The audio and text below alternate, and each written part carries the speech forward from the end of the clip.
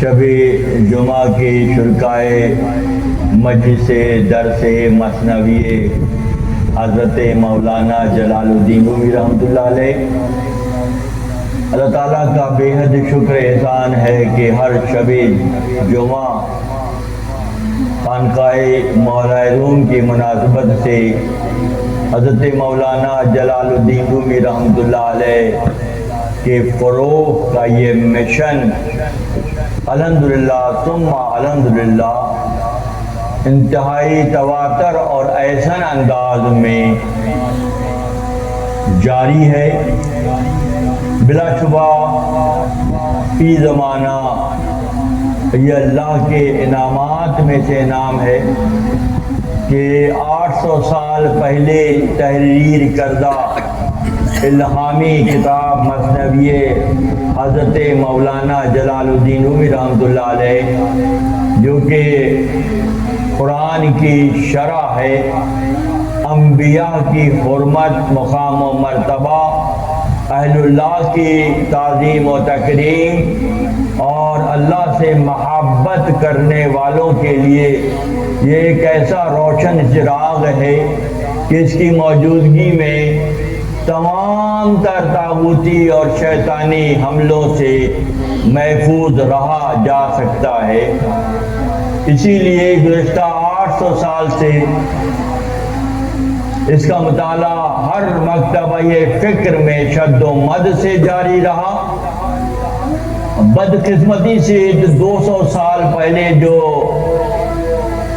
فرقے متعارف کرائے گئے اور جن کے پشپناہی سامراجی طاقتوں وکٹورین برانڈ نے کی، ان تمام کی جو اشکالات پیدا کیے، سوالات پیدا کیے، ائمہ کی حرمت کو داغدار کیا، انبیاء کی فضیلت کو پسے پشت ڈال دیا، ان تمام کا اگر کوئی شافی و کافی جواب آج رو یا قرآن کہیں سے ملتا ہے تو وہ حضرت مولانا جلال الدین رومی رحمۃ اللہ علیہ کی مثنوی شریف سے ملتا ہے۔ الحمدللہ گزشتہ سال 2025 کی جولائی میں دفتر اول سے شروعات کی گئی اور کم و بیش 10 ماہ کا یہ سفر ہے جو مثنوی شریف کے 6 دفاتر میں سے پہلے دفتر کی تکمیل ہونے کو جا رہی ہے۔ اس میں بھی اس بات کا بھی خیال رکھا گیا کہ انتہائی اہم ترین مضامین کو معرض بیان میں لایا گیا، اور ابھی بہت کچھ ایسا ہے جو معرض بیان میں آنے سے رہ گیا ہے۔ اس کی مثال ایسی ہے کہ جیسے چھوٹے معصوم بچے ہوتے ہیں تو انہیں بہت ہلکی غذا دی جاتی ہے، شیرنی دیا جاتا ہے اور ان کو حلوہ دیا جاتا ہے، ان کو جو ہے وہ سادہ غذا دی جاتی ہے تاکہ ان کا معدہ اسے ہضم کر لے اور ان کو طاقت و توانائی ملے، اور جیسے جیسے وہ بڑے ہوتے جاتے ہیں پھر غذا بڑھتی چلی جاتی ہے۔ تو مثنوی شریف کا بھی انداز یہی ہے کہ پہلے آنے والوں کو بہت سادہ انداز میں اللہ کی پہچان کے کا سلیقہ سکھایا جاتا ہے، اور سلیقہ اللہ کی پہچان کا کن سے آئے گا؟ ظاہر اللہ والوں سے آئے گا، اللہ کے انبیاء سے، اللہ کے پرستادہ جو ہیں انبیاء ان سے آئے گا، یا ان کے راہ پر چلنے والے اہل اللہ سے آئے گا۔ تو یہ اس انداز کے مضامین بیان ہوئے۔ الحمدللہ جو شرکا ہمارے درمیان پہلے دن سے ہیں انہیں پتہ ہے کہ آہستہ آہستہ ہم اس سفر کو طے کر رہے ہیں، اور انشاءاللہ میرا خیال یہ ہے کہ دفتر اول کی یہ آخری نشست ہوگی، اس کے بعد ہم دفتر دوئے میں جائیں گے۔ جس طرح 6 دفاتر ہیں، ایک موقع پر حضرت مولانا جلال الدین رومی رحمۃ اللہ علیہ نے فرمایا کہ جس نے 6 دفاتر پڑھ لیے یا سن لیے تو 7ویں دفتر کی جو لطافت ہے، جو نورانیت ہے، جو معرفت ہے، جو روشنی ہے، میں خود آ کر اسے پہ پڑھاؤں گا۔ یہ بہت بڑی خوشخبری، بہت بڑی نوید ہے، بہت بڑی خوشخبری ہے، بہت بڑا جو ہے وہ ایک اعزاز ہے کہ جو دفاتر کے ساتھ ان لطافتوں میں رہتے ہیں ان کی تربیت کا انتظام بھی اللہ کی جانب سے اہل اللہ کی شکل میں ہوتا ہے۔ تو پہلے دفتر میں بہت سے لطیف مضامین ہم نے اور آپ نے سنے۔ آج کی نشست جو کہ دفتر اول کی آخری نشست اور اس کے بعد دفتر دوم کی شروعات انشاءاللہ اگلے ہفتے سے ہوگی.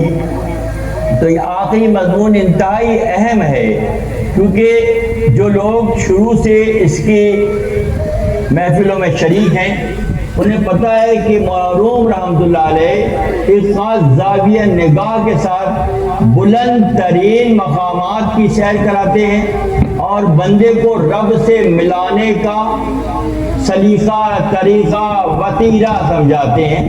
یہ بلا شبہ مولانا روم رحمۃ اللہ علیہ کا ہی حصہ ہے. خدا آپ پر ڈھیروں اپنی رحمتیں نازل کرے کہ اللہ کی مخلوق کی گردنوں کو جہنم کے قصابوں سے چھڑا